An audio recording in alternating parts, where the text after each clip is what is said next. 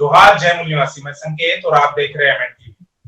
कुछ दिनों पहले ही द प्रिंट नामक जो वेब पोर्टल है उस पर एक आर्टिकल आया था। आर्टिकल प्रीति सिंह इस प्रिंट के ऑथर ने लिखा था। आर्टिकल का मुख्य आशय यह था कि कांग्रेस जो है वो ना ओबीसी आरक्षण के विरोधी है और ना ही ओबीसी विरोधी। और इसी को लेकर हमने पिछले 2-3 दिनों पहले राष्ट्रीय पिछड़ा वर्ग मोर्चा के राष्ट्रीय अध्यक्ष विकास चौधरी पटेल जी का इंटरव्यू लिया था। और उसी विषय पर आज हमारे साथ बात करने के लिए बहुजन क्रांति मोर्चा के राष्ट्रीय प्रभारी मान्यवर कुमार काले सर है। सबसे पहले मैं एमएनटीवी पर उनका स्वागत करता हूं और उनका आभार व्यक्त करता हूं कि उन्होंने अपना समय जो है एमएनटीवी के लिए दिया है। सर, आर्टिकल आपने पढ़ा होगा। आर्टिकल के जितने भी दावे किए हैं उन सभी दावों पर हम बात नहीं करेंगे, लेकिन उसके पीछे जो मंशा है आर्टिकल लिखने की उस पर हम लोग बात करेंगे। मेरा सबसे पहला सवाल ये है आपसे, हालांकि एक सवाल में 2 सवाल है। पहला ये सवाल है कि आर्टिकल में दावा किया गया है कि पंडित नेहरू ने काका साहब कालेलकर कमीशन, जो कि ओबीसी को आरक्षण देने के लिए जो पहला कमीशन गठन किया गया, उसमें पंडित जवाहरलाल नेहरू का योगदान है। क्या ये सही बात है या इसमें कितनी सच्चाई है?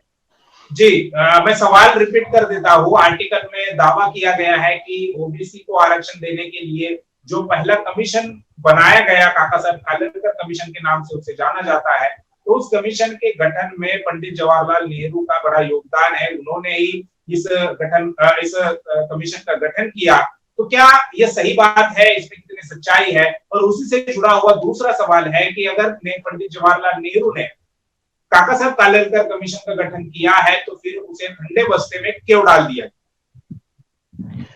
सबसे पहले संकेत जी, मैं आपका धन्यवाद करना चाहूंगा कि एमएनटीवी पर आपने मुझे आमंत्रित किया। बहुजन क्रांति मोर्चा की तरफ से एमएनटीवी के लिए बहुत सारी शुभकामनाएं, मंगल कामनाएं। और मैं तमाम सहयोगी संगठन और बहुजन क्रांति मोर्चा के सभी कार्यकर्ताओं को आह्वान भी करूंगा कि ज्यादा से ज्यादा एमएनटीवी को सब्सक्राइब किया जाए, ताकि बहुजन समाज का एक अल्टरनेट मीडिया खड़ा किया जाए। इसके लिए हम लोगों को बड़ी गंभीरता से काम करने की जरूरत है। और एमएनटीवी काफी समय से बहुजन की एक बुलंद आवाज बनकर काम कर रहा है। ये बड़ा काबिले तारीफ काम है। तो सबसे पहले मैं एमएनटीवी का शुक्रिया अदा करना चाहूंगा। और जिस आर्टिकल को लेकर आपने ये जो 2-3 दिन पहले माननीय विकास चौधरी जी का एक इंटरव्यू आपने लिया, काफी महत्वपूर्ण और विस्तारपूर्ण जानकारी उसमें थी। उस आर्टिकल को या उसके सवालात को शुरू करने से पहले कांग्रेस का जो चरित्र है उसके बारे में मैं कुछ बात आपके सामने कहना चाहूंगा। प्रिंट में ये आर्टिकल 8 जुलाई को छपकर आया। उससे एक दिन पहले उत्तर प्रदेश के ही एक कांग्रेस के सीनियर मेंबर ऑफ पार्लियामेंट, जो कांग्रेस वर्किंग कमेटी के मेंबर भी है, मिनिस्टर ऑफ स्टेट भी रह चुके हैं कांग्रेस के यूपीए पार्ट 2 में, जितिन प्रसाद, उन्होंने 7 जुलाई को एक कॉन्फ्रेंस करके एक बड़ा ऐलान किया कि ब्राह्मण चेतना परिषद की माध्यम से उत्तर प्रदेश और देश भर के तमाम ब्राह्मणों को जोड़ने का, उनके अंदर एकता और कांग्रेस के साथ में उनको जोड़ने के लिए एक बड़ी घोषणा उन्होंने ब्राह्मण चेतना परिषद के माध्यम से की।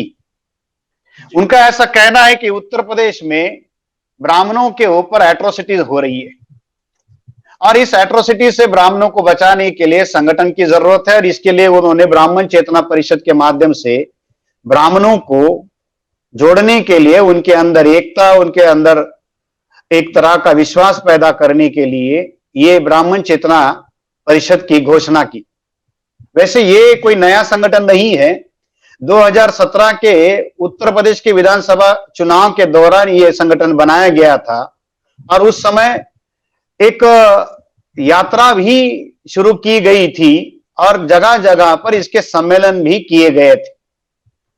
अब एक तरफ प्रीति सिंह ये दावा कर रही है कि कांग्रेस ओबीसी के लिए और आरक्षण के लिए काफी संघर्ष करती रही, और उसी तरफ कांग्रेस का ही एक सीनियर मेंबर ऑफ पार्लियामेंट, जो कांग्रेस वर्किंग कमेटी, जो कांग्रेस की अपेक्स बॉडी है, उसका एक प्रतिनिधि, एक मेंबर ब्राह्मण चेतना परिषद के द्वारा ब्राह्मणों को कांग्रेस के अंदर दोबारा सक्रिय करने के लिए काम करता है, ये कांग्रेस का असली और वास्तविक चेहरा है।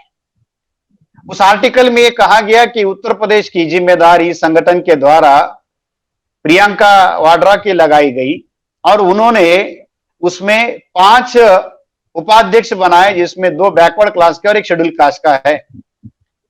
मगर 2022 के उत्तर प्रदेश के विधानसभा के चुनाव को ध्यान में रखकर क्या कांग्रेस किसी ओबीसी नेता को सामने रखकर चुनाव लड़ने की घोषणा कर रही है?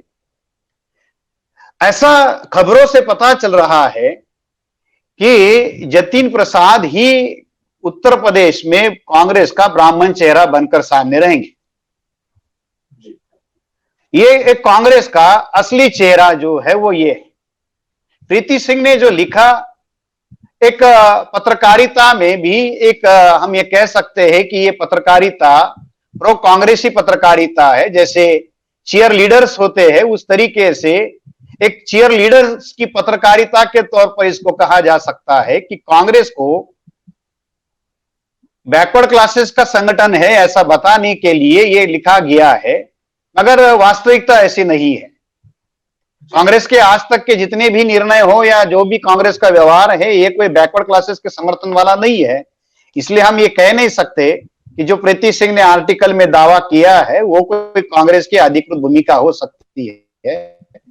हालांकि कुछ तथ्य उन्होंने जो कहे हैं वो भी आधे अधूरे।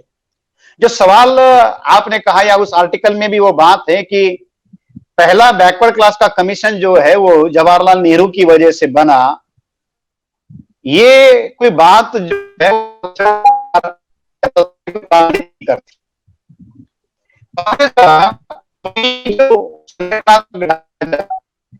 उसकी जो प्रो बैकवर्ड या प्रो बहुजन नहीं रहा।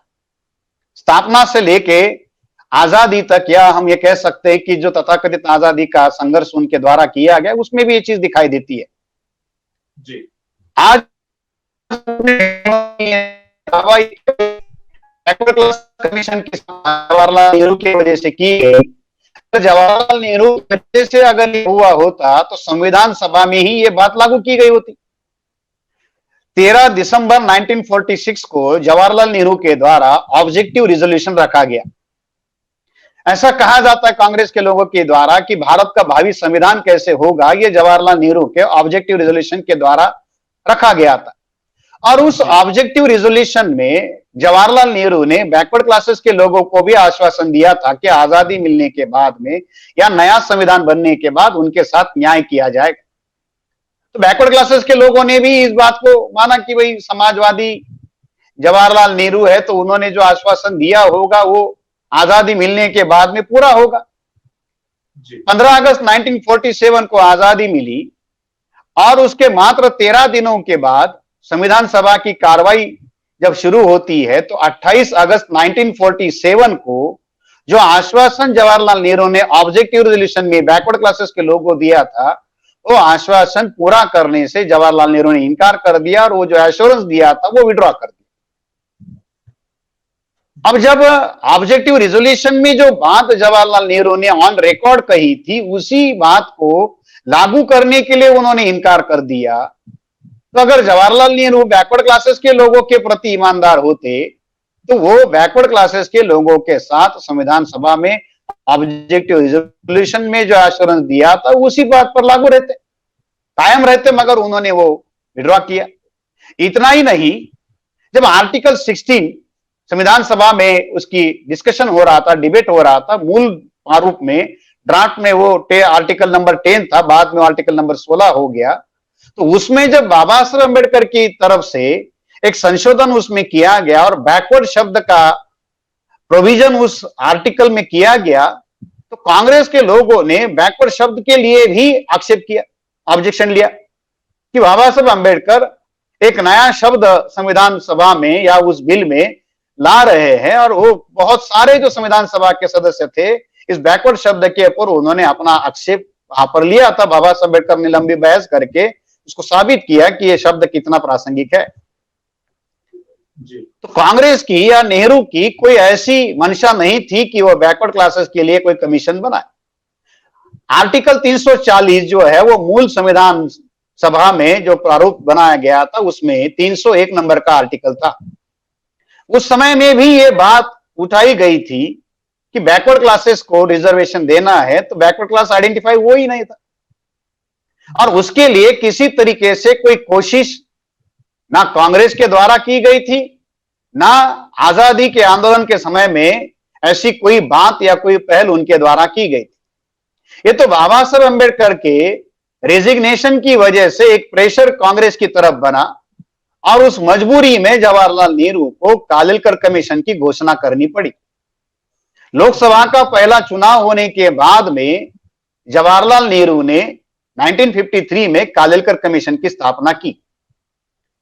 अब कालेलकर कमीशन बैकवर्ड क्लासेस के लिए आर्टिकल 340 के तहत बनाया गया, मगर उसकी स्थापना करते समय ही उसके साथ ट्रांसपेरेंसी की गई थी। कालेलकर जो था ये बैकवर्ड क्लासेस के हितों के लिए कमीशन बनाया गया था, मगर वो कोई बैकवर्ड क्लासेस के हितों से नहीं थे।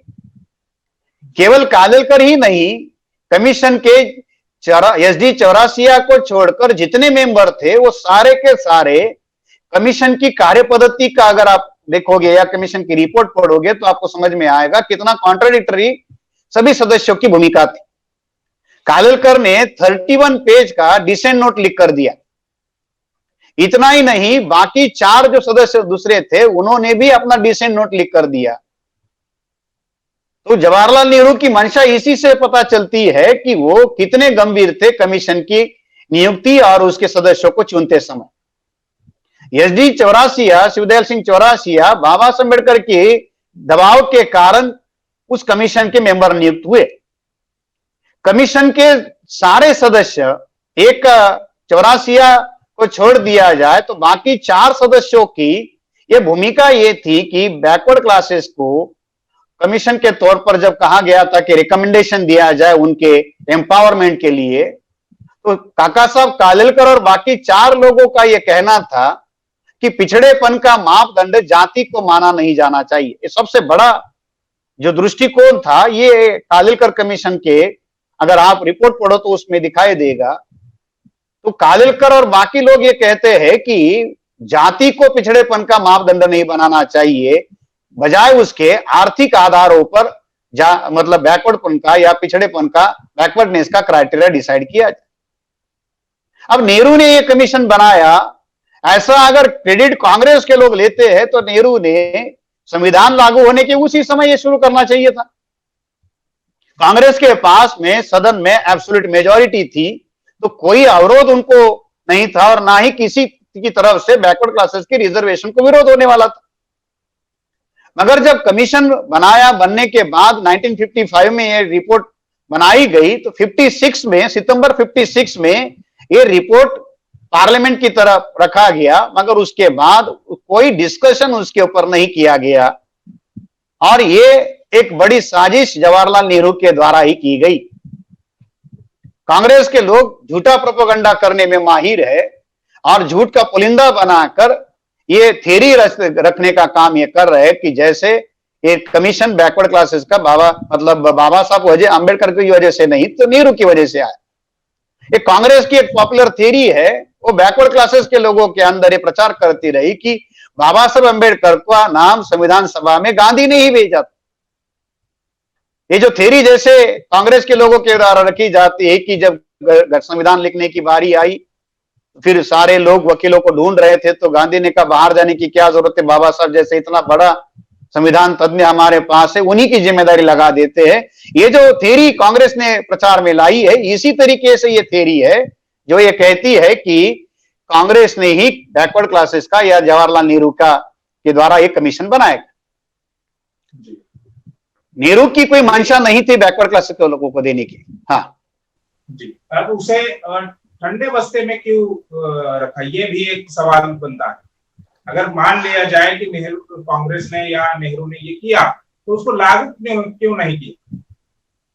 लागू ना करने का मेन कारण जो था कि कमीशन की जो रिकमेंडेशन थी, रिजर्वेशन का जो मामला था, अगर बैकवर्ड क्लासेस के लोगों को रिजर्वेशन दिया गया होता तो SC ST का पहले से 22.5% था।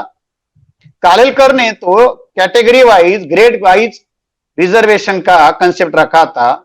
33% से लेके 40% और 25% तक का उन्होंने अलग अलग ग्रेड के लिए रिजर्वेशन का परसेंटेज रिकमेंड किया था।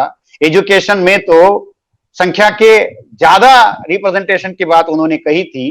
अगर ये सारा बैकवर्ड क्लासेस का रिपोर्ट अगर लागू किया गया होता, कालेलकर के कमीशन में तो ऐसे बहुत सारी कमियां खामियां थी, मगर जो भी उसके रिकमेंडेशन थे अगर उसको लागू किया गया होता तो क्या होता।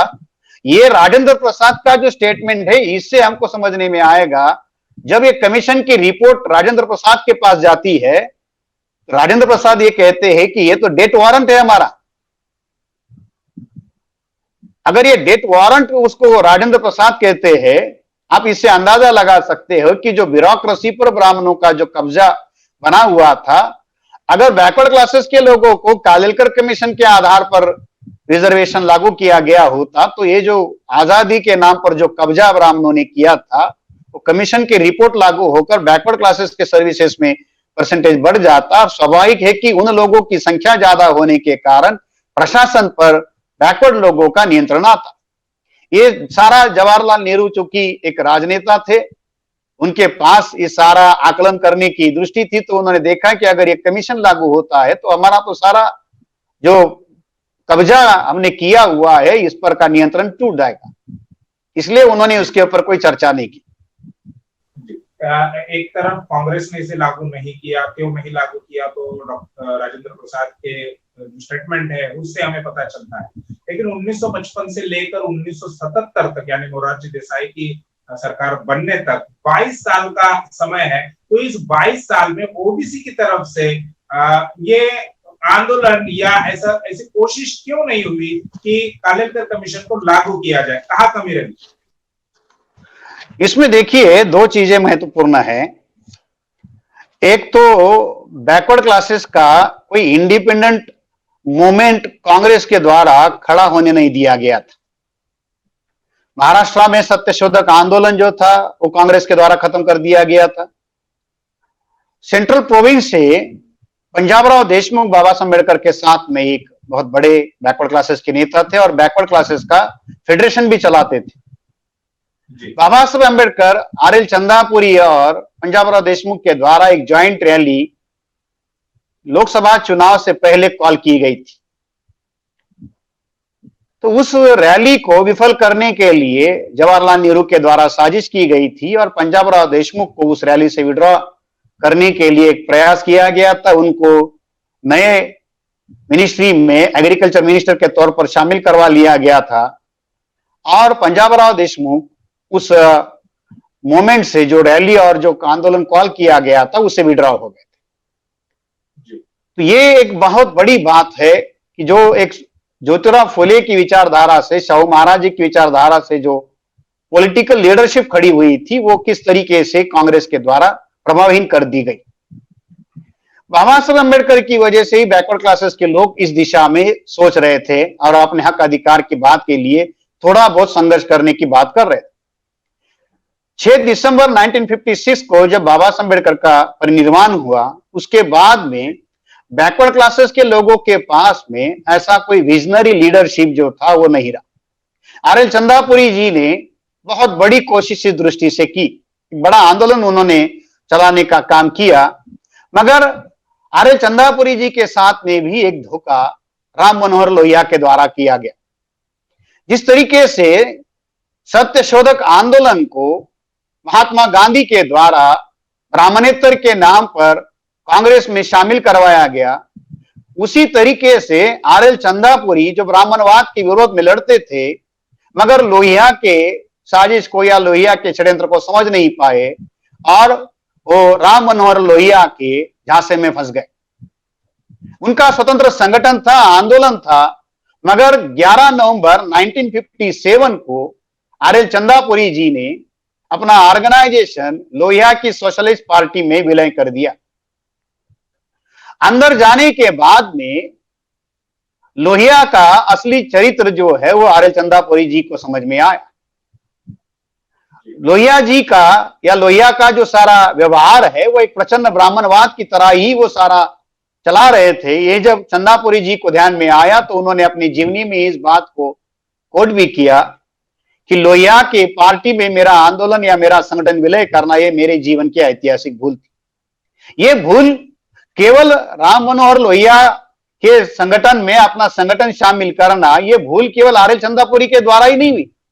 बिहार और उत्तर प्रदेश में जितनी भी बैकवर्ड लीडरशिप खड़ी हुई, ये बैकवर्ड लीडरशिप में ये बात हमको दिखाई देती है कि वो बैकवर्ड क्लासेस के नेता जो है, ये फुले साहू और बाबा साहब अम्बेडकर को अपना आइडल मानने की बजाय ये बैकवर्ड लीडरशिप जो दिखाई देती है, या मंडल के आंदोलन के समय में भी या आज भी जो तथाकथित बैकवर्ड लीडरशिप जो बिहार और उत्तर प्रदेश या नॉर्थ इंडिया के राजनीति में है, ये लोहिया और जयप्रकाश नारायण के नेतृत्व में या उनकी विचारधारा पर काम करने वाली लीडरशिप रही। बिहार में जयप्रकाश नारायण के द्वारा बैकवर्ड क्लासेस के नेताओं को भ्रमित किया गया और राम मनोहर लोहिया और जयप्रकाश नारायण के द्वारा बैकवर्ड क्लासेस का जो इंडिपेंडेंट आंदोलन खड़ा होना चाहिए था वो होने नहीं दिया गया। लोहिया और जयप्रकाश बैकवर्ड की बात तो करते रहे, मगर बैकवर्ड का बात करते करते उन्होंने बैकवर्ड लोगों का सारा सेल्फ रिस्पेक्ट का मोमेंट खत्म कर दिया। ये जो सवाल आपने कहा कि 55 से लेके 77 तक ये ना होने का एक बड़ा कारण जो है, ये लोहिया और जयप्रकाश का जो वहां पर एक प्रभाव निर्माण हुआ बैकवर्ड क्लासेस के लोगों के ऊपर, उसका एक मौलिक कारण ये भी है। इसी कारण जो है कि ओबीसी का जो नॉर्थ इंडिया का जो आइडल जिसको माना जाता था तथाकथित लीडर जो है, वो ज्योतिराव फुले साहू महाराज को अपना प्रेरणा स्रोत मानकर उनकी विचारधारा पर काम नहीं करते, वो लोहिया और जयप्रकाश नारायण की विचारधारा। इसलिए उस पीरियड में कोई बड़ा आंदोलन इनके द्वारा खड़ा नहीं किया गया।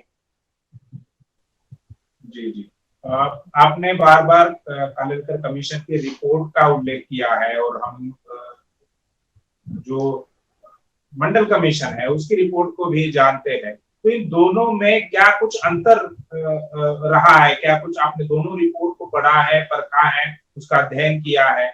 जैसे कालेलकर कमीशन में जाट, पटेल या महाराष्ट्र के जो मराठा है उनको शामिल किया था बैकवर्ड में, लेकिन मंडल कमीशन में उनको बाहर रख दिया गया। कालेलकर कमीशन में कम जातियां थी और मंडल कमीशन में ज्यादा जातियों को बैकवर्ड के आधार पर उनको मंडल कमीशन में शामिल कर दिया गया। तो ये कौन से ऐसे अंतर दोनों में आपको दिखाई देते, क्या समानता थी और क्या अंतर? देखिए, दोनों की परिस्थितियां अलग अलग थी, उस समय के संदर्भ भी अलग थे। कालेलकर के द्वारा जो जातियों की लिस्ट बनाई गई, उस समय तो कोई ऐसा अलग से कोशिश जातियों की लिस्ट बनाने के लिए नहीं की गई थी। शिक्षा विभाग के द्वारा जातियों की लिस्ट जमा की गई थी। एजुकेशन डिपार्टमेंट के द्वारा ये जातियों की लिस्ट जो है वो जमा की गई थी।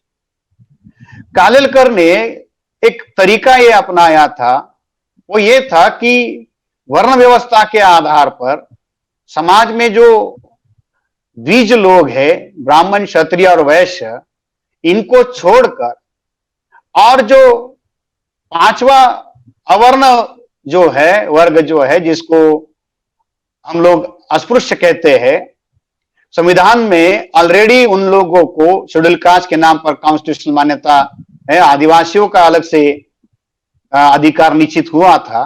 तो बचा हुआ जो वर्ग था वो शूद्र वर्ग था।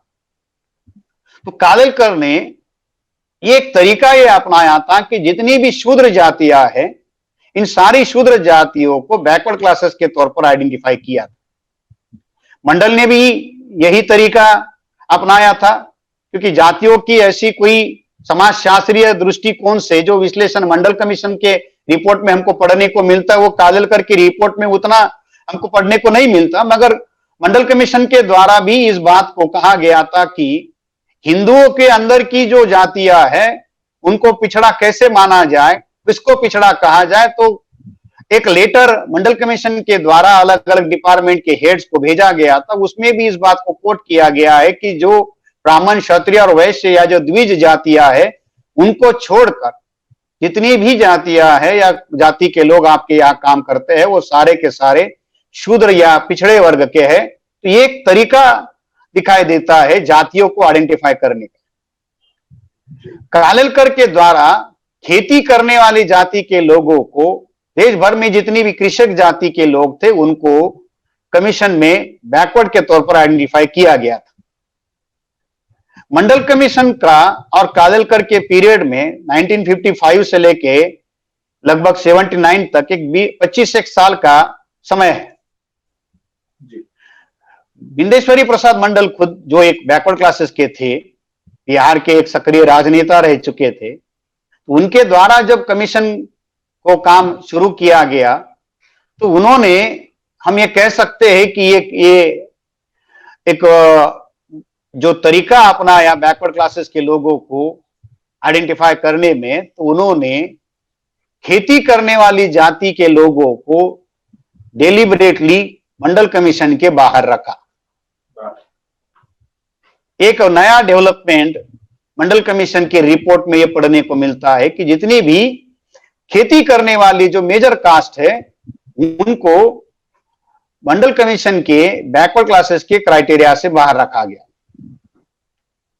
और जो आप ये कह रहे हैं कि क्यों रखा गया, या कालेलकर में थे मगर मंडल में नहीं रखे गए, तो ये मंडल के द्वारा ये जब किया गया, इसके करने के पीछे के भी कारण पर्दे के पीछे दिखाई देते हैं। ऐसा हम ये कह सकते हैं कि ये मंडल जी के द्वारा ये करवाया गया होगा, क्योंकि मंडल कमीशन की रिपोर्ट या मंडल कमीशन आने से पहले बैकवर्ड क्लासेस का नेतृत्व नॉर्थ इंडिया में जाट लोग कर रहे थे, और जाटों के द्वारा नॉर्थ इंडिया में बैकवर्ड लोगों के आंदोलन या संगठन या उन मुद्दों पर लड़ाई लड़ने का भी काम होता था, बड़े पैमाने पर यह किया जाता था। और मंडल आने के बाद में जाटों का जो सारा बैकवर्ड क्लासेस से बाहर होने के बाद में जो लीडरशिप जो थी जाटों की बैकवर्ड के तौर पर, कि वो सारी प्रभावहीन हो गई। और उसके बाद में नॉर्थ इंडिया में एक जो हम ये कह सकते हैं कि मंडल आने के बाद में किसानी करने वाली जो जातियां है, ये जातियां जो बैकवर्ड के तौर पर संगठित होती थी, करती थी, आज भी जाट उसके लिए रिजर्वेशन के लिए संघर्ष कर रहे हैं। महाराष्ट्र का मराठा उसके लिए संघर्ष कर रहा है।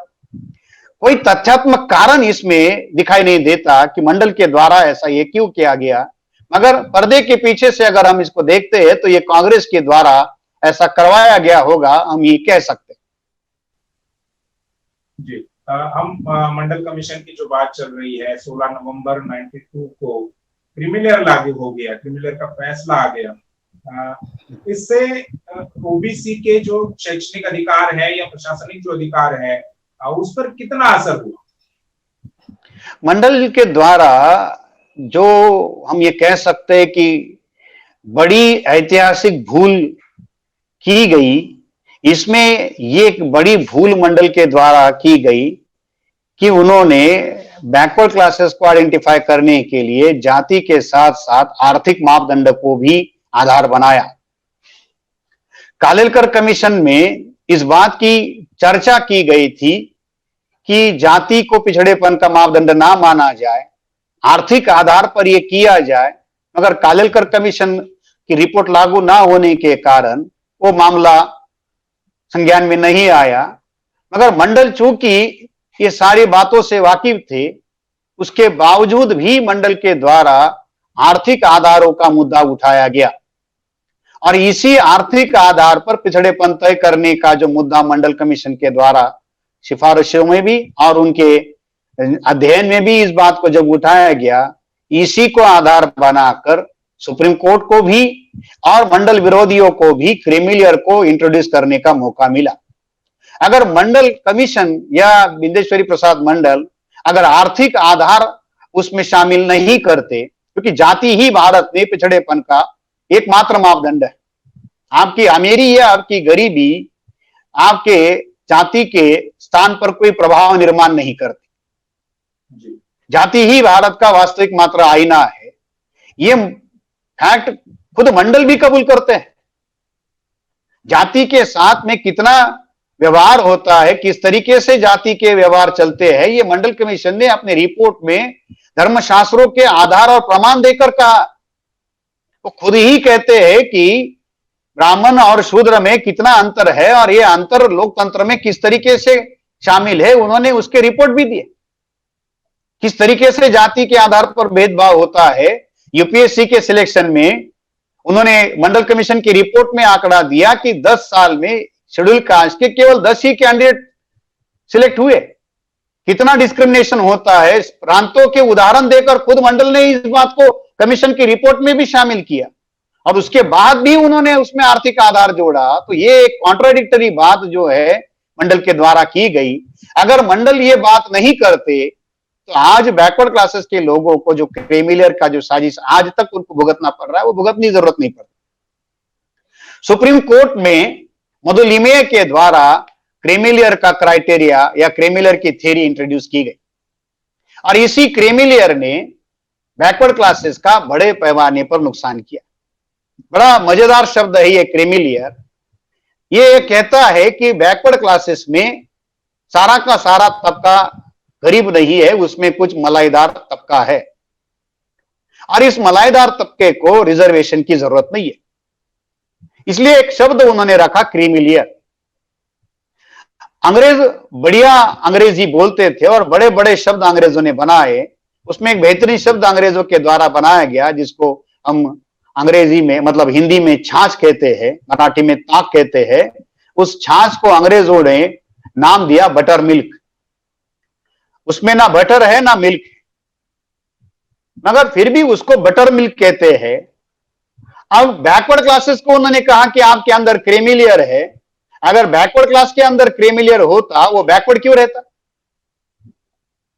फिर भी उन्होंने माना कि ये क्रीमिलियर है और क्रीमिलियर लागू कर दिया और क्रीमिलियर के साथ में बैकवर्ड क्लासेस को रिजर्वेशन लागू कर दिया।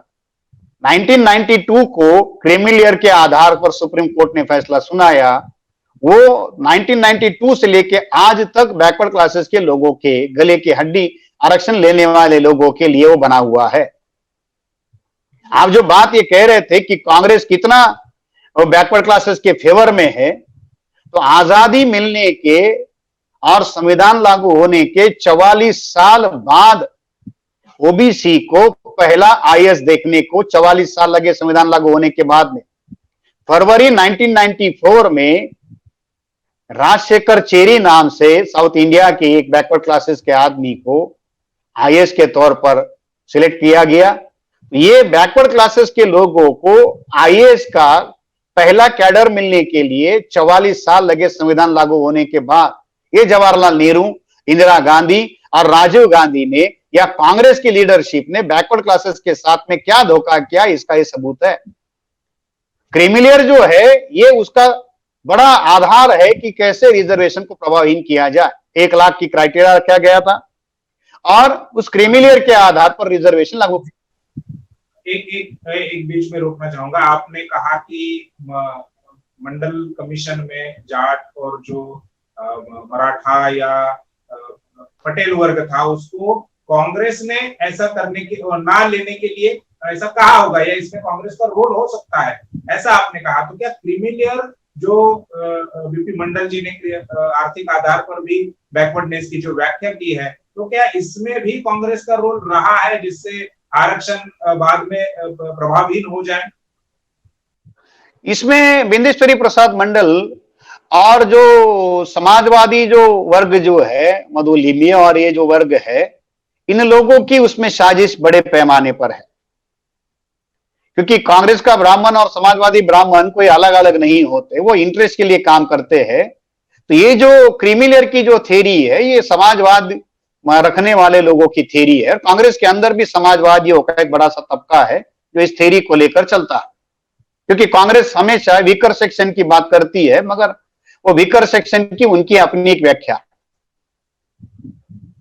क्रीमिलियर का क्राइटेरिया जो है, क्रीमिलियर के क्राइटेरिया ने बड़े पैमाने पर देश के बैकवर्ड क्लासेस के लोगों को रिजर्वेशन मिलने पर या रिजर्वेशन को जो इंप्लीमेंट होता है उसमें बड़े पैमाने पर अवरोध निर्माण किए।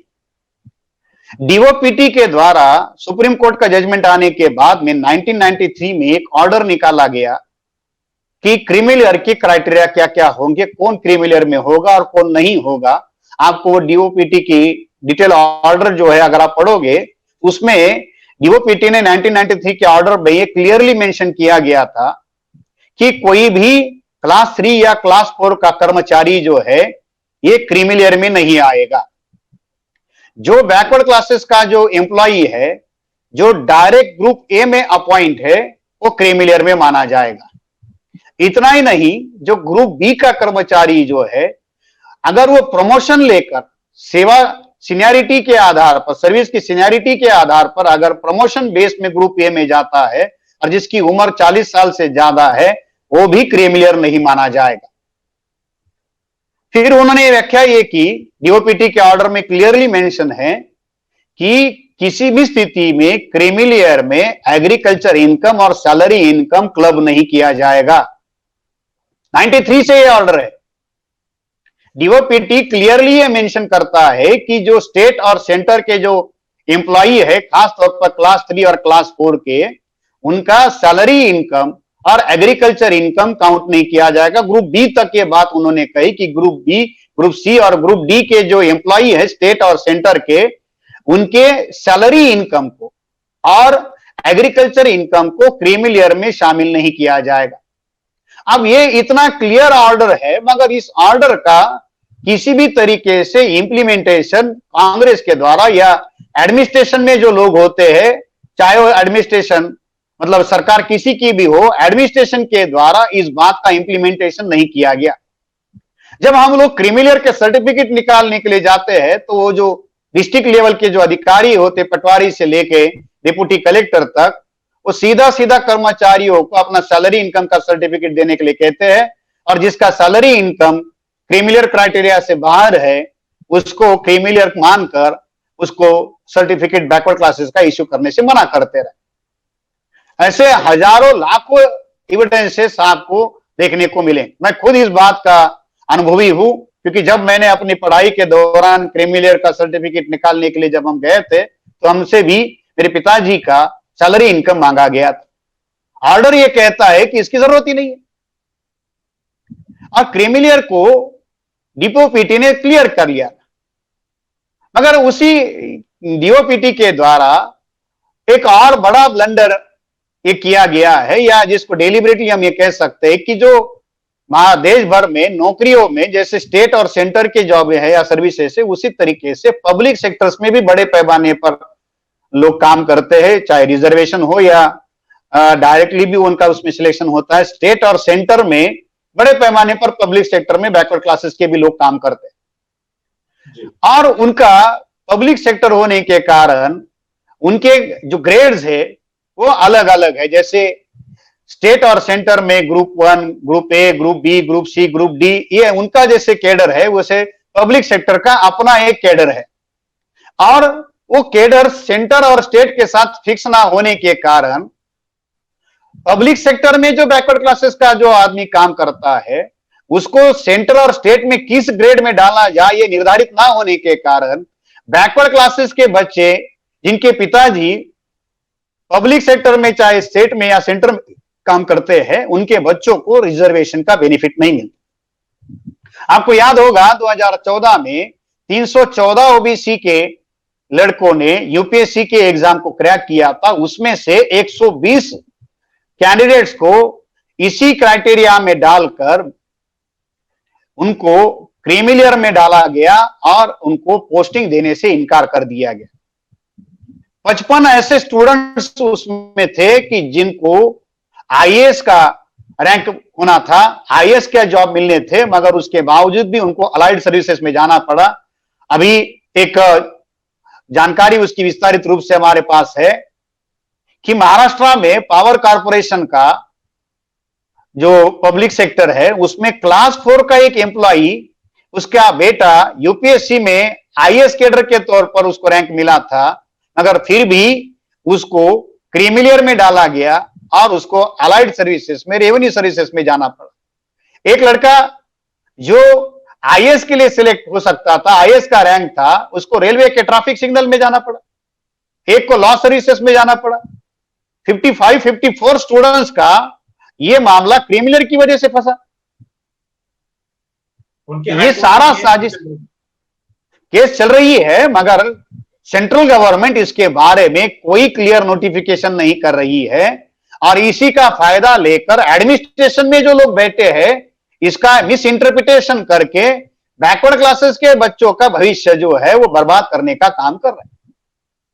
अब नोमैडिक ट्राइब्स महाराष्ट्र में, उसको भी क्रिमिनल लगा दिया। जिस आदमी के पास रहने के लिए घर नहीं है, वो दर दर भटक रहा है, उसको कहा तुम्हारे अंदर भी क्रिमिनल है। जो ट्राइब है वो भी नोमैडिक ट्राइब है ना, जिसके पास जमीन है ना, पक्का मकान है ना, रहने के लिए कोई स्थिर जगह है, डेली उसको भटकना है, उसको ये कहते हैं कि तुम्हारे पास क्रिमिनल है। इसी क्रिमिनल ने रिजर्वेशन को खत्म कर दिया, क्योंकि जो बाप कमाने लायक है, जिसके पास पैसा है, वही अपने बेटों को हायर एजुकेशन देने लायक है, उसको ही कहा कि तुम क्रिमिनल से बाहर हो, तुमको रिजर्वेशन नहीं मिलेगा। तो ये बहुत बड़ी कॉन्स्पिरेसी की गई। एससी एसटी को भी ये लागू कर दिया है। अब उसकी उन्होंने प्रक्रिया शुरू कर दी है, मगर ऐसा अभी तक कोई ऑर्डर पढ़ने को नहीं आया कि जो क्रिमिनल उन्होंने उनको भी लागू किया है। ऐसी मतलब मीडिया से हवाले की खबरें हमको सुनने को मिलती है, मगर ऐसा कोई ऑर्डर अभी तक पढ़ने में नहीं आया। जी, क्रिमिनल बैकवर्ड क्लासेस। जी जी, हाँ कहिए। क्रिमिनल के कारण रिजर्वेशन का कितना ज्यादा नुकसान हुआ। मंडल कमीशन का यह कहना था कि मंडल लागू होने से पहले बैकवर्ड क्लासेस का सर्विसेज में जो रिप्रेजेंटेशन है वो 4.69% के करीब है, और अभी कुछ करंट आंकड़े ये कह रहे हैं कि लगभग मंडल कमीशन के रिपोर्ट को लागू होकर 1992 में, अगर ये हम ये कहते हैं कि कोर्ट के द्वारा उसको लागू किया और 93 में सरकार ने उसके लिए ऑर्डर निकाला, तो 93 से लेके 2020 तक हम ये कह सकते हैं 27 साल इसको हुए। तो 27 साल में ये आंकड़ा 13% को भी क्रॉस नहीं कर पाया। तो मंडल 7% भी पिछले 27 सालों में इंप्लीमेंट नहीं हुआ। नॉन इंप्लीमेंटेशन का एक मेजर कारण क्रिमिनल है। इस बारे में भी बैकवर्ड क्लासेस के लोगों को खबर ही नहीं है। अब मैं ये कहते हैं कि हमने रिजर्वेशन लागू किया, रिजर्वेशन लागू किया, रिजर्वेशन लागू किया, तो क्या किस अनुपात में रिजर्वेशन लागू किया, कौन कौन से इंस्टीट्यूट में लागू किया? कोई आंकड़े कांग्रेस के लोगों ने इसके लिए डिक्लेयर किए कि हमने बैकवर्ड क्लासेस के अंदर इतना क्रीम पैदा किया, इतने लायक आपको बनाया? 1951 में पहला आईआईटी भारत में बना खड़गपुर में, और 1951 में जो आईआईटी बना, उस आईआईटी को बनने के बाद में 2007-8 में बैकवर्ड क्लासेस को उसमें रिजर्वेशन मिला। तो 1951 में पहला आईआईटी बनता है और ओबीसी को उसमें रिजर्वेशन मिलता है 2007-2008 में। मतलब आईआईटी बनने के 60 साल के करीब ये होता है। तो ओबीसी की 3 पीढ़ियां जाने के बाद में ओबीसी को आईआईटी में रिजर्वेशन मिलता है।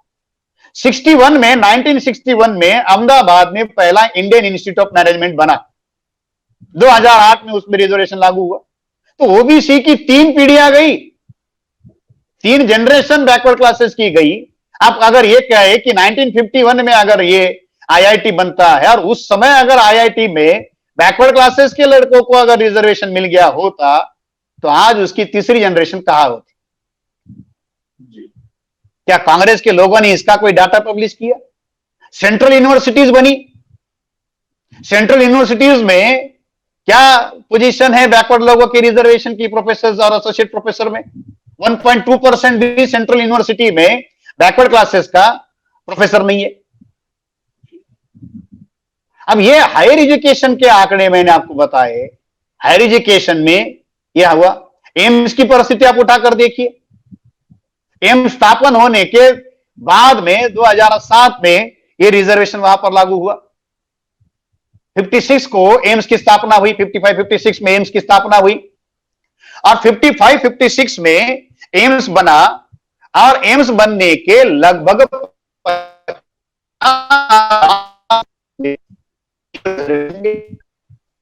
बात यह है कि जब आईआईटी बना, एम्स बना, उस समय जवाहरलाल नेहरू थे। और जवाहरलाल नेहरू के उस समय की स्पीच अगर आप पढ़ोगे तो उसमें उन्होंने बार बार यह कहा कि राष्ट्र निर्माण करने के लिए, राष्ट्र का विकास करने के लिए, राष्ट्र को महान बनाने के लिए हमने ये सारा बनाया। तो 52% ओबीसी क्या उस राष्ट्र में शामिल नहीं था क्या? तो क्या 52% बैकवर्ड क्लासेस के लोगों को शामिल किए बगैर जवाहरलाल नेहरू राष्ट्र को? रिजर्वेशन पॉलिसी को सबसे ज्यादा अगर किसी ने स्पॉइल किया तो मैं बड़े जिम्मेदारी के साथ कहता हूं कि ये काम जवाहरलाल नेहरू ने किया। और जवाहरलाल नेहरू के ही रिजर्वेशन को तय करने के लिए संविधान है। बैकवर्ड क्लासेस के लोगों के लिए 340 बार बार कहा जाता है, मगर ये 340 से पहले 335 आर्टिकल जो है, 335 नंबर का जो आर्टिकल है, ये आर्टिकल जवाहरलाल नेहरू के द्वारा, कांग्रेस के लोगों के द्वारा एक ढाल के तौर पर रिजर्वेशन के विरोध में इस्तेमाल किया गया। और इसी 335 के आर्टिकल का बार बार सहारा सुप्रीम कोर्ट में लिया गया, आरक्षण विरोधियों के द्वारा लिया गया और ओबीसी के, एससी एसटी के रिजर्वेशन को सैबोटेज करने का काम किया गया। इफिशिएंसी का मुद्दा आधार बनाकर यह किया गया। नेहरू का यह कहना था कि रिजर्वेशन से सेकंड रेट का नेशन पैदा होता है। तो जहां रिजर्वेशन नहीं था वहां कौन सा फर्स्ट रेट का नेशन बनाया आपने? आज भारत भूखमरी में अव्वल नंबर पर है, गरीबी में, हर जगह पर जितना भी पिछड़ेपन भारत में, उसके लिए कौन जिम्मेदार? 51 में ये जो जवाहरलाल नेहरू के द्वारा जो बातें उस आर्टिकल में कही गई, मैं वो थोड़ा सा हमारा मुद्दा रह गया था जी, कि रिजर्वेशन को सैबोटेज करने के लिए नेहरू के द्वारा ये किया गया। भारत में सबसे ज्यादा नौकरियां डिफेंस सर्विसेज से आती है। सेंट्रल गवर्नमेंट की सबसे ज्यादा नौकरियां डिफेंस सर्विसेज में आती है और बड़ी चालाकी से डिफेंस में रिजर्वेशन लागू करने से इनकार कर दिया गया कि नहीं, इसमें रिजर्वेशन नहीं होगा। तो सेंट्रल गवर्नमेंट की 1/3 नौकरियां डिफेंस सर्विसेज से आती है। अब 1/3 नौकरियों में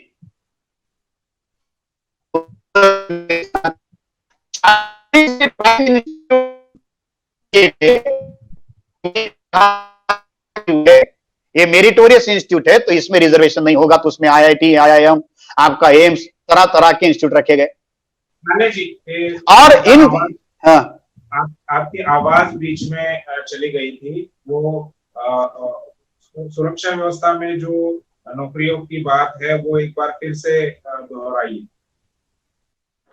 देश में सेंट्रल गवर्नमेंट की सबसे ज्यादा नौकरियां डिफेंस सर्विसेज से आती है। लगभग 1/3 नौकरियां जो है वो डिफेंस से आती है, डिफेंस सेक्टर से आती है। और सेंट्रल गवर्नमेंट में ये सबसे ज्यादा नौकरी देने वाला डिपार्टमेंट है। उस डिफेंस सेक्टर में रिजर्वेशन रखने से इनकार कर दिया गया। रिजर्वेशन पॉलिसी को वही सैबोटेज कर दिया गया। 40 ऐसे सेंट्रल के इंस्टीट्यूट को प्राइम इंस्टीट्यूट के तौर पर कहा गया कि ये देश का भविष्य बनाने के लिए, राष्ट्र निर्माण करने के लिए किए गए हैं, तो इसमें रिजर्वेशन नहीं होगा। जैसे आईआईटीज है, आईआईएम है, सेंट्रल इंस्टीट्यूट है, तो इसमें रिजर्वेशन को उन्होंने लागू करने से इनकार कर दिया। ये काम जवाहरलाल नेहरू के द्वारा किया गया।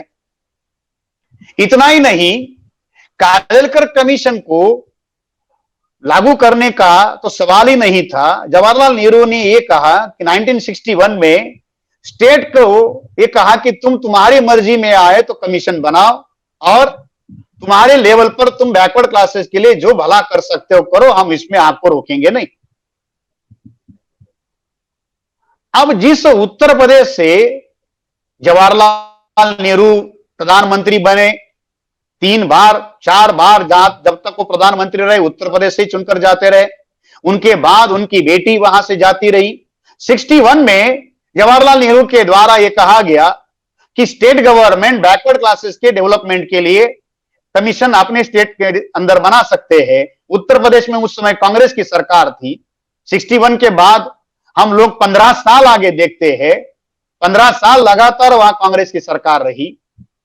75 तक उत्तर प्रदेश सरकार के द्वारा बैकवर्ड क्लासेस के लिए कोई कमीशन बनाया नहीं गया, जहां से इंदिरा और जवाहरलाल नेहरू कई बार प्रधानमंत्री रहे और कांग्रेस की वहां लगातार सरकारें चलती रही, मगर 75 तक उत्तर प्रदेश में उन्होंने बैकवर्ड क्लासेस के लोगों को रिजर्वेशन देने से इनकार करते रहे। ये किस आधार पर कहते कि ओबीसी के हितैषी है? छेदीलाल कमीशन जो है वो 75 के बाद में उत्तर प्रदेश में बनाया गया। तो कांग्रेस के लोगों को उत्तर प्रदेश का जो सबसे विशाल प्रदेश उत्तर प्रदेश का, जहां से वो प्रधानमंत्री बनते रहे, किसने रोका था उनको? 61 के बाद में कांग्रेस ने कभी इसकी समीक्षा की क्या? जवाहरलाल नेहरू, इंदिरा गांधी या जो भी कांग्रेस के उस समय तक कमीशन बनने से पहले तक के प्रधानमंत्री बने 79 तक, कभी भी कांग्रेस ने राज्यों की कोई समीक्षा नहीं की कि आपने अपने राज्यों में बैकवर्ड क्लासेस के लिए कोई कमीशन बनाए क्या? अगर नहीं बनाए तो क्यों नहीं बना? क्योंकि कांग्रेस खुद ही सेंटर में लागू नहीं करना चाहती थी, ना ही उसने किया। वो बैकवर्ड क्लासेस के लोगों को स्टेट में क्यों देती? ये बड़ा धोखा जवाहरलाल नेहरू के द्वारा रिजर्वेशन के साथ में किया गया। उस आर्टिकल में ये बात कही गई कि इंदिरा गांधी के मतलब अभी 2018 के चुनाव में कांग्रेस के द्वारा राजस्थान में गहलोत को और छत्तीसगढ़ में बघेल को, एक दो ओबीसीओ को मुख्यमंत्री बनाया गया। ओबीसी के लोगों ने तो नहीं बनाया। गहलोत और बघेल ये कांग्रेस के प्रतिनिधि के तौर पर मुख्यमंत्री बने, ओबीसी के प्रतिनिधि के तौर पर तो नहीं बने। तो ओबीसी के आदमी को प्रधानमंत्री बनाया, तो क्या बघेल और इन गहलोत को मुख्यमंत्री बनाने से कांग्रेस की सारी बातें पूरी हो गई? एक ओबीसी को वो प्रधान मुख्यमंत्री बनाते ऐसे कहते रहे। पिछले हर चुनाव में ओबीसी के लोग कांग्रेस को वोट डालकर प्रधानमंत्री बनाते रहे। ओबीसी के वोटों के बगैर क्या कांग्रेस देश की सत्ता में जाती रही? अरे जिस कांग्रेस ने सरदार पटेल को प्रधानमंत्री बनने नहीं दिया, वो आज गहलोत और बघेल को मुख्यमंत्री क्यों बना रही है? अगर इतना ही प्रेम बैकवर्ड क्लासेस के लोगों को होता तो कांग्रेस सरदार पटेल को प्रधानमंत्री क्यों नहीं बनाती? अगर बैकवर्ड क्लासेस के नेताओं की इतनी ही कीमत या इज्जत अगर कांग्रेस के लोग करते तो सीताराम केसरी के साथ में क्या व्यवहार किया कांग्रेस? शरद पवार, राजेश पायलट, माधवराव सिंधिया, पीए संगमा, तारिक अनवर, ये लंबी लिस्ट है कांग्रेस के अंदर के बैकवर्ड लोगों की। इनके साथ में क्या व्यवहार किया? शरद पवार एक दिग्गज नेता थे बैकवर्ड क्लासेस के, राजेश पायलट दिग्गज नेता थे, माधवराव सिंधिया दिग्गज नेता थे। क्या हश्र किया कांग्रेस ने इन लोगों को?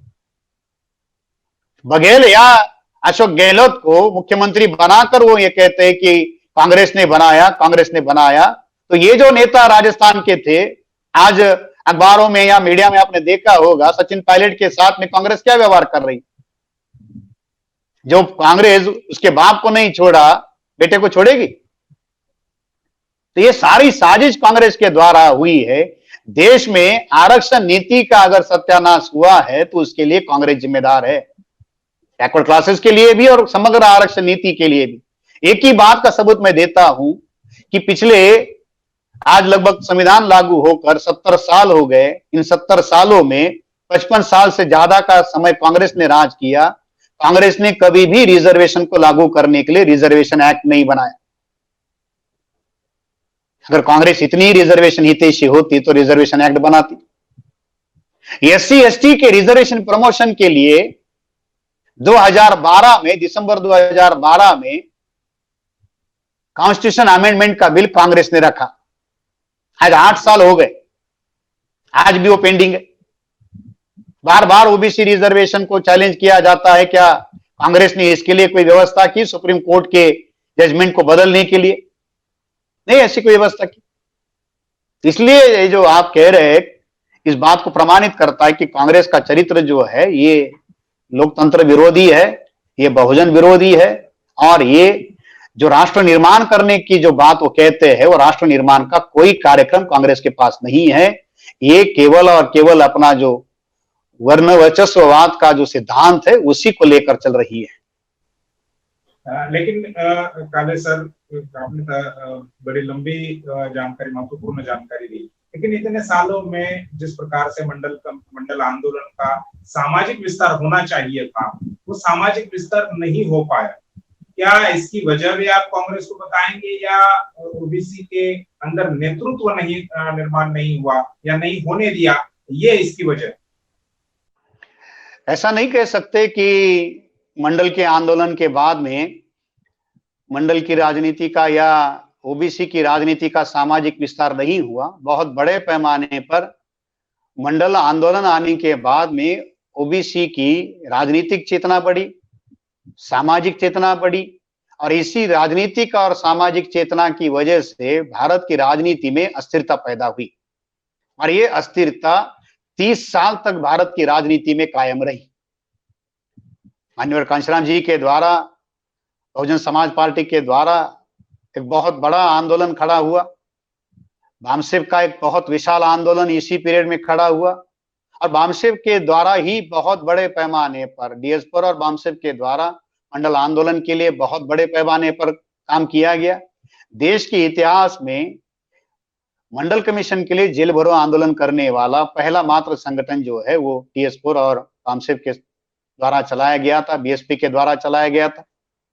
तो एक बहुत विशाल ऐसी राजनीतिक चेतना, राजनीतिक अस्थिरता मंडल के बाद भारत की राजनीति में पैदा हुई, और इसी अस्थिरता ने भारत में बहुत बड़ी एक राजनीतिक लहर पैदा हुई। बैकवर्ड पार्टियों का इमर्ज हुआ, रीजनल पार्टियां उससे खड़ी हुई, और कांग्रेस जो सेंटर की राजनीति में एक सिंगल हैंडेडली राज कर रही थी, वो सारा का सारा जो पावर स्ट्रक्चर था उसमें मंडल आंदोलन की वजह से इम्बैलेंस हुआ। ये जो इम्बैलेंस मंडल आंदोलन की वजह से या बैकवर्ड क्लासेस की राजनीतिक जागृति की वजह से हुआ, इस अस्थिरता को मिटाने के लिए कांग्रेस और बीजेपी के द्वारा ईवीएम मशीन का इस्तेमाल खड़ा किया गया। आप ये जो बात कह रहे कि इतनी बड़ी जागृति हुई थी 2011 में, जाति आधारित जनगणना का मुद्दा जब खड़ा हुआ तो संसद में हंगामा हुआ जी। और ये हंगामा सामाजिक आंदोलन के दबाव की वजह से हुआ। अगर उस समय भारत मुक्ति मोर्चा के द्वारा, बामसेव के जागरण के द्वारा अगर ये मुद्दा राजनीतिक स्तर पर उठाया नहीं गया होता, उसकी चर्चा नहीं की गई होती, सामाजिक स्तर पर इस बात को उठाया नहीं गया होता, तो पार्लियामेंट में ये बात कभी नहीं जाती। ये बहुत बड़ा मुद्दा हुआ और उस मुद्दे ने देश की राजनीति का चेहरा बदल दिया। आज तक पार्लियामेंट्री इतिहास में कभी भी ये बात देखने को नहीं मिली जो 2014 के चुनाव में देखने को मिली। आरएसएस के द्वारा चुनाव से पहले ही नरेंद्र मोदी को प्रधानमंत्री का कैंडिडेट घोषित कर दिया गया और उसको बैकवर्ड के तौर पर, मोस्ट बैकवर्ड के तौर पर एक चाय वाला, एक अति पिछड़ी जाति का बनाकर सामने खड़ा करवाया गया। ये बात जो है ये साबित करती है कि ये बड़े पैमाने पर बैकवर्ड क्लासेस के अंदर जो राजनीति या जागृति पैदा हुई थी, सामाजिक जागृति पैदा हुई थी, उसी का ये परिणाम था कि जो सबसे ज्यादा कम्युनल या हम ये कह सकते हैं कि अपने आप को श्रेष्ठ मानकर राजनीति करने वाले लोगों को भी एक बैकवर्ड चेहरा प्रधानमंत्री के लिए रखना पड़ा। सामाजिक विस्तार हुआ, इसी वजह से यह संभव हुआ।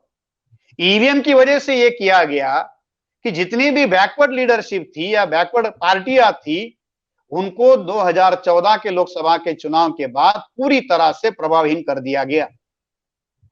आज मंडल आंदोलन के दौरान जो नेता खड़े हुए थे, आज अगर आप उठाकर देखो तो सारी रीजनल पार्टियां जो मंडल का नेतृत्व कर रही थी, मंडल के आंदोलन से उभी हुई थी, तो सारी रीजनल पार्टियां बैकवर्ड लोगों की प्रभावहीन हो गई। जो बैकवर्ड क्लासेस के लोग या नेता कमंडल की साजिश को पहचान पाए और कमंडल के विरोध में लड़े, वो लोग ईवीएम के साजिश को समझ नहीं पाए और ईवीएम के शिकार हुए। कमंडल की राजनीति को विफल करने वाले ईवीएम के जाल में फंस गए और ईवीएम ने उनको पूरी तरह से प्रभावहीन कर दिया। एक पीढ़ी जिस मंडल राजनीति के दौरान जिन्होंने भारत पर एक अपनी क्षेत्र पर राजनीति की पहचान की थी, केवल मात्र एक चुनाव ने उनकी 30 सालों की मेहनत को गायब कर दिया। ये ईवीएम का चमत्कार है। बैकवर्ड क्लासेस के लोग जो आज राजनीति में है, आज भी ईवीएम के जालसाजी को मानने के लिए राजी नहीं है। अब मुलायम को पूछ लीजिए, अब लालू को पूछ लीजिए, जितने भी बैकवर्ड नेता है, शरद यादव को पूछ लीजिए, क्या उन्होंने कभी ईवीएम के विरोध में कभी कोई लड़ाई लड़ी है? ऐसा कोई हमको सुनने को मिलता है? नहीं। यही तो कारण है कि वो जो कमंडल को पहचान पाए, वो ईवीएम की साजिश को पहचान नहीं पाए। इसी वजह से आज बैकवर्ड क्लासेस का जो आप ये कह रहे हैं, तो राजनीतिक तौर पर बैकवर्ड क्लासेस के नेताओं को नियंत्रित कर दिया गया, सीबीआई हो, सुप्रीम कोर्ट हो और अभी ईवीएम हो, मगर सामाजिक स्तर पर बैकवर्ड क्लासेस के लोगों का बहुत बड़े पैमाने पर मूवमेंट जारी है और बड़े पैमाने पर ये असंतोष जो है उनके विरोध में है, इस बात का अंदाजा है। इसी वजह से तो नरेंद्र मोदी को एक बैकवर्ड का मुखौटा बनाकर आरएसएस के द्वारा खड़ा किया गया। ये तो आरएसएस को या बीजेपी कहिए। बात अगर निजीकरण में आरक्षण की जाए तो आर्टिकल में ये दावा किया है कि कांग्रेस ने निजीकरण में आरक्षण देने की बात कही है। जब मनमोहन सिंह प्रधानमंत्री बने तब उन्होंने ये बात कही थी। तो अभी सवाल ये है कि अगर कांग्रेस ने ये बात कही तो उसके बाद 10 साल तक कांग्रेस सरकार थी केंद्र में, तो लागू क्यों नहीं हुआ? क्या वजह रही, इसके क्या कारण रहे? देखिए, इसको अगर आपको समझना है तो निजीकरण ने क्या किया, निजीकरण से कितना देश का नुकसान हुआ, कुछ आंकड़े मैं आपको बताना चाहूंगा।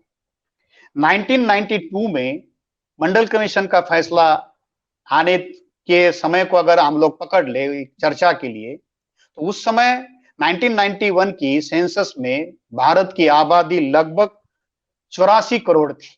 अगर सही आंकड़ा ये कहे तो 83.9 करोड़ के करीब की जो है ये भारत की आबादी थी और कुल नौकरियां जो थी उस समय भारत की लगभग 1,95,00,000 नौकरियां उस समय पूरे भारतवर्ष में थी।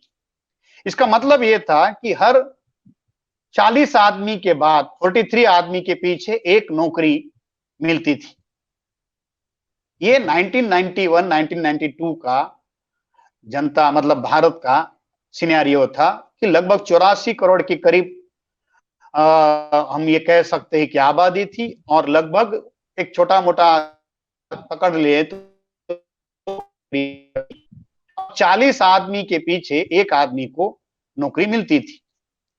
जब एलपीजी लागू हुआ, बड़े पैमाने पर निजीकरण की नीति लागू हुई, तो बढ़ते बढ़ते जब हम लोग ये कहते हैं कि लगभग 2017-18 का अगर हम लोग उठाकर देख ले तो 2017 के करीब भारत की आबादी 130 करोड़ की थी और उस दौरान नौकरियों को 1.5 गुना ज्यादा बढ़ना चाहिए था, क्योंकि 83 करोड़ नौकरी लोग थे, तब लगभग 2 करोड़ की करीब जॉब थे। 83 करोड़ की पॉपुलेशन थी, तब लगभग हम ये कह रहे हैं कि सरकार का आंकड़ा ये कहता है कि 2 करोड़ जॉब्स थे। अब आबादी 50 करोड़ से ज्यादा हो गई, 130 करोड़ हो गई, तो नौकरियां 3 करोड़ के करीब जानी चाहिए थी। ये नौकरियां घटकर 1,75,00,000 के करीब आ गई। मतलब पहले 40 आदमी के पीछे एक नौकरी थी, अब 80 आदमी के पीछे एक नौकरी आ गई। 2014 के चुनाव में मोदी के द्वारा यह आश्वासन दिया गया था कि हम 2 करोड़ नए रोजगार निर्माण करेंगे, ये तो जुमला था। मगर निजीकरण ने यह सारा किया कि गवर्नमेंट सेक्टर और पब्लिक सेक्टर को पूरी तरह से तहस नहस बर्बाद कर दिया। अब ये तहस नहस बर्बाद होने के बाद कांग्रेस ये कहती है कि हम लोग इसमें रिजर्वेशन देने की बात कहते हैं। तो मैं थोड़ा सा आपको याद दिला दूं कि कांग्रेस ने निजीकरण में रिजर्वेशन देने के लिए एक कमेटी बनाई थी। शरद पवार उस कमेटी में चीफ थे और इस कमेटी को यह काम दिया गया था कि वो प्राइवेट सेक्टर में रिजर्वेशन देने के लिए काम करेगी। अगर ये कमेटी का क्या हाल हुआ या कमेटी ने क्या काम किया, ये जानने ढूंढने की बात है। कांग्रेस को केवल संविधान में एक संशोधन करना था और उस संशोधन करने के लिए कांग्रेस के पास सदन में पूरी तरह से मेजॉरिटी थी। उसके बावजूद भी कांग्रेस ने यह बात नहीं की और उद्योगपतियों को अपील किया कि आप अपने लेवल पर इस बात को लागू करो। तो उद्योगपतियों की दया मेहरबानी पर उन्होंने इस बात को छोड़ा। निजीकरण आरक्षण देने के लिए नहीं, आरक्षण खत्म करने के लिए लाया गया था। तो जब वो खत्म करने के लिए लाया गया था तो देने का तो कोई सवाल ही नहीं था। अब चूंकि कांग्रेस अपोजिशन में है तो कांग्रेस इस मुद्दे पर राजनीति कर रही है। जब वो सत्ता में थी तो उसकी नीति रिजर्वेशन के विरोध में थी, निजीकरण के समर्थन में थी। आज वो अपोजिशन में है, इस वजह से कांग्रेस निजीकरण में आरक्षण के मुद्दे पर केवल राजनीति कर रही है। चलो कांग्रेस की इस नीति को ही अगर हम लोग मान ले, राजनीति को ही मान ले, तो जिन राज्यों में कांग्रेस की राज्य सरकारें हैं, क्या अपने राज्यों के अंदर जो निजी क्षेत्र की कंपनियां हैं, क्या वहां कांग्रेस इस तरीके से कोई ऑर्डर निकाल रही है उद्योगपतियों के लिए कि चलो सेंट्रल गवर्नमेंट दे ना दे, हम राज्य सरकारों के द्वारा यह आदेश निकालते हैं और अपने अपने राज्यों में इसको लागू कर रहे हैं। राजस्थान में ये कहते हैं कि गहलोत को ओबीसी के लिए मुख्यमंत्री बनाया, तो क्या अशोक गहलोत की कोई ऐसी बात है कि वो राजस्थान के अंदर जो प्राइवेट सेक्टर में काम करने वाली कंपनियां है उसके लिए ऑर्डर निकाले कि वो निजीकरण में रिजर्वेशन लागू करे?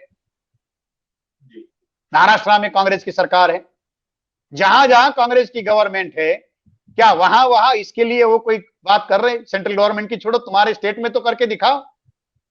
कांग्रेस ऐसा नहीं करेगी कि कांग्रेस इस मुद्दे पर राजनीति कर रही है और राजनीति करने के लिए उसने ये मुद्दा उठाया हुआ है।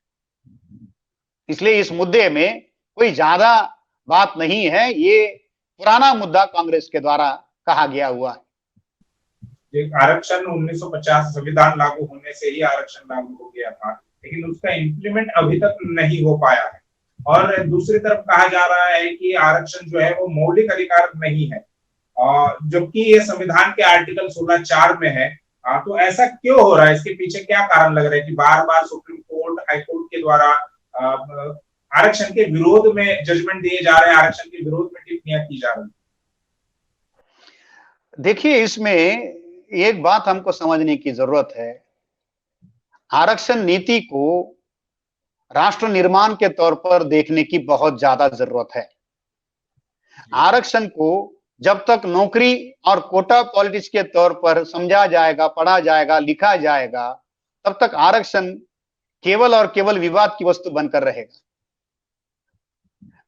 तथाकथित ब्राह्मणी मीडिया के द्वारा ये प्रोपोगंडा बड़े पैमाने पर किया जाता है कि ये कोटा पॉलिटिक्स है, वोट पॉलिटिक्स है। आरक्षण राष्ट्र निर्माण के लिए किया गया एक बहुत बड़ा मौलिक काम है, मौलिक आधार है। राष्ट्र निर्माण के लिए संविधान सभा में इस बात को कबूल कर लिया गया कि ऐसा राष्ट्र हम बनाना चाहते कि जहां एक नया समाज, और उस नए समाज को बनाने के लिए पुराने समाज के अंदर की जितनी भी कमियां खामियां है वो खत्म कर कर ही नया समाज बनाया जा सकता है। इस बात को संविधान सभा जो एक राष्ट्र निर्माण करने के लिए बनाई गई थी, उन्होंने इस बात को तथ्य के साथ स्वीकारा और इन्होंने उसको लागू भी किया। अब जब ये बात है कि आरक्षण राष्ट्र निर्माण करने के लिए है, तो उसके अंदर अगर कोई कमियां खामियां है तो उसको पूरा करने के लिए जिन लोगों के हाथ में राष्ट्र बनाने का काम है उनको पहल करनी चाहिए।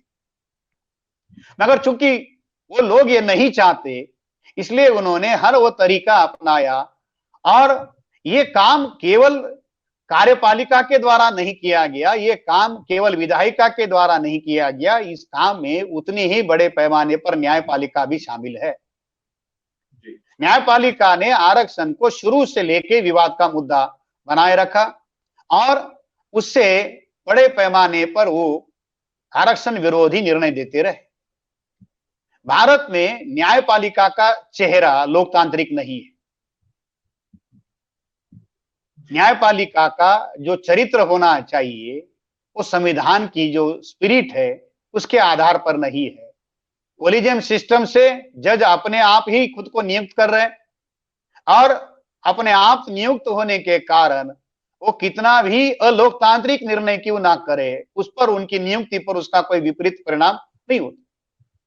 अब आरक्षण मौलिक अधिकार है, ये सुप्रीम कोर्ट कहता है, 9 जजेस की बेंच ये कहती है कि रिजर्वेशन मौलिक अधिकार है, और बाद में सुप्रीम कोर्ट के 5 जज ये कहते हैं कि रिजर्वेशन मौलिक अधिकार नहीं है।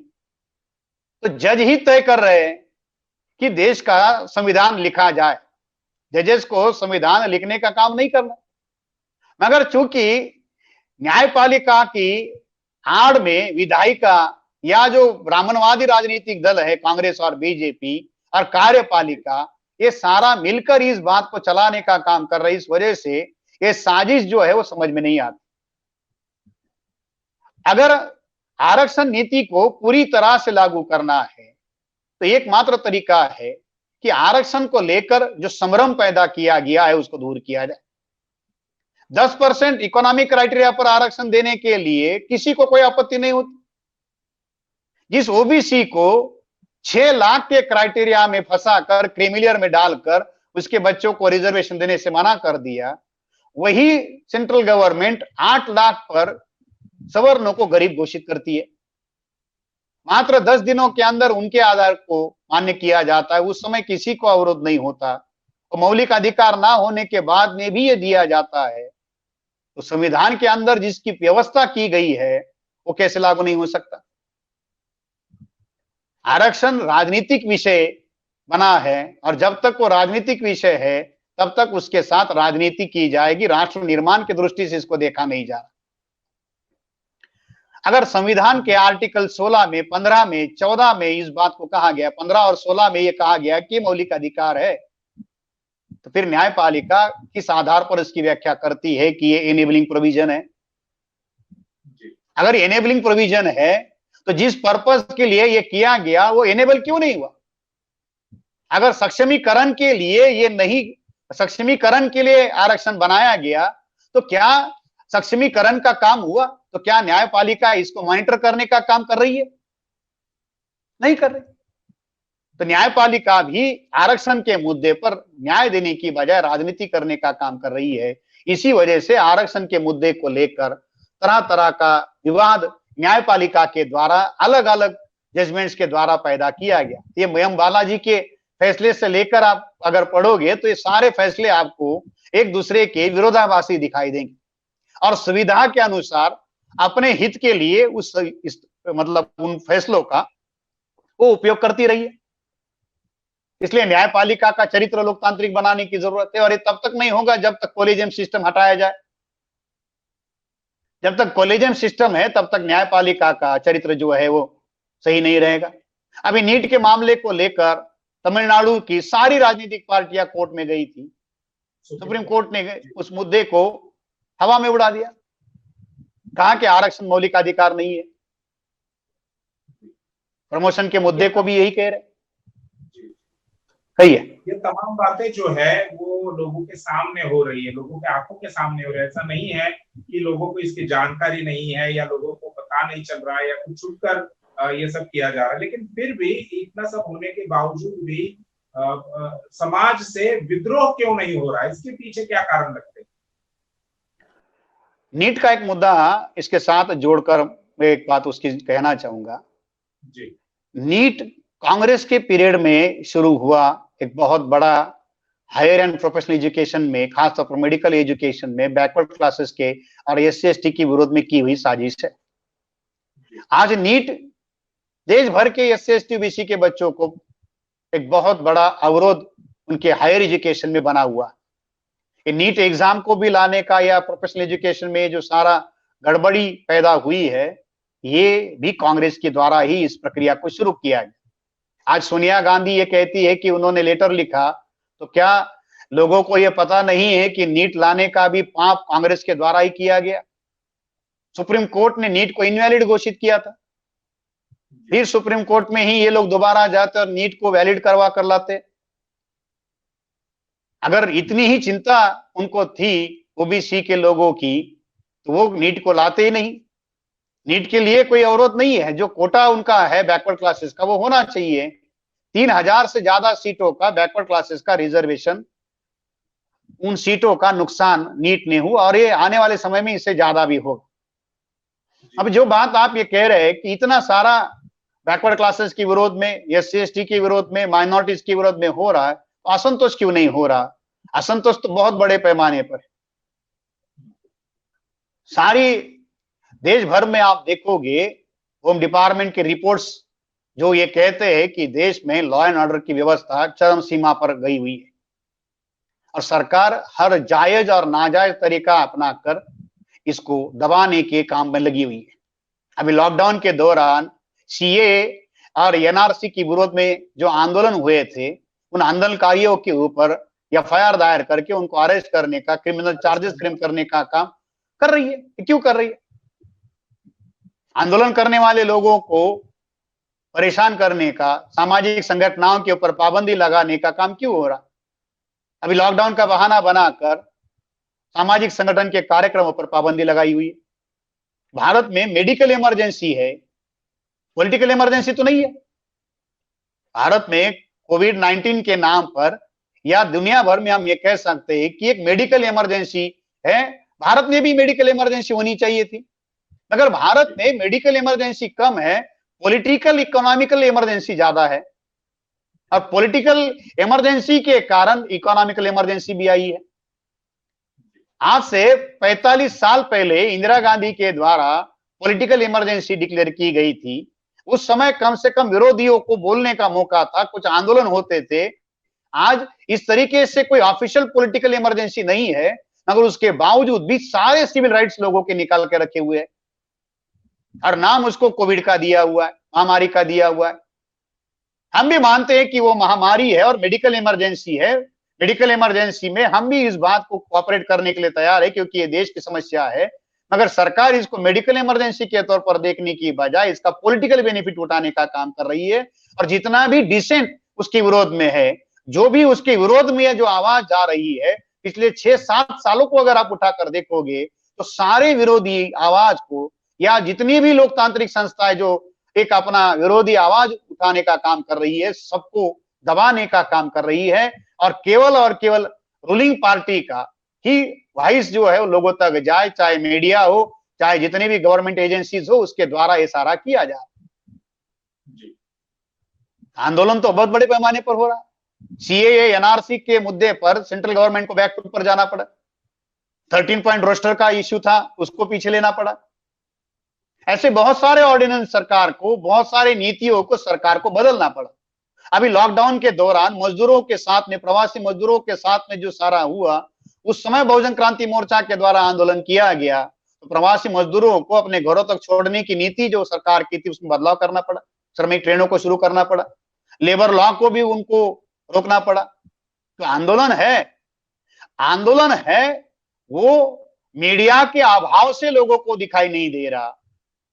अगर उस मीडिया की कमी को पूरा किया जाए तो ऑर्गेनाइजेशन के नेटवर्क के आधार पर उस आंदोलन को खड़ा करने में कोई दिक्कत नहीं है। सोशल मीडिया इस काम के लिए बड़े पैमाने पर काम कर सकता है।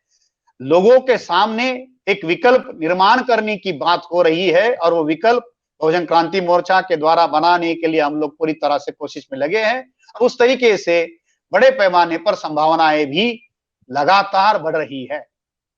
हमने इसको आजमाया हुआ है। जी, ये थे बहुजन क्रांति मोर्चा के राष्ट्रीय प्रभारी उमर काले सर। विस्तार से बात की, तमाम जो दावे उस आर्टिकल में किए गए आधे अधूरे दावे थे, कुछ जानकारी जानबूझकर छुपाने का काम किया। कांग्रेस के चरित्र को भी उन्होंने उजागर करने का काम किया है। तो हम उनका फिर एक बार शुक्रिया अदा करते हैं और यहीं पर रुकते हैं और उनसे उम्मीद करते हैं कि इसी प्रकार से वे हमारे चैनल पर आएंगे और इसी प्रकार से जो जानकारी है, बहुजन समाज को जागृत करने वाली जो जानकारी है, वो देने का काम निरंतर करते रहेंगे। ये उम्मीद भी उनसे करते हैं। फिर एक बार उनका शुक्रिया अदा करते हैं और यहीं पर रुकते हैं। आप देखते रहिए एमएन टीवी। धन्यवाद। धन्यवाद संकेत, मुझे यहाँ पर आपने आमंत्रित किया। एमएन टीवी को मैं मंगल कामनाएं देता हूं और बहुजन क्रांति मोर्चा और तमाम सहयोगी संगठनों को अनुरोध करता हूं कि अपना वैकल्पिक मीडिया खड़ा करने की जरूरत है। एमएन टीवी को ज्यादा से ज्यादा सब्सक्राइब करें और अपने सहयोगी लोगों से भी इसकी बात के लिए अपील करें और एक अपनी मीडिया की बहुत बड़ी कमी को पूरा करने के लिए एमएन टीवी को साथ सहयोग करें। धन्यवाद। जय मूल्यवासी।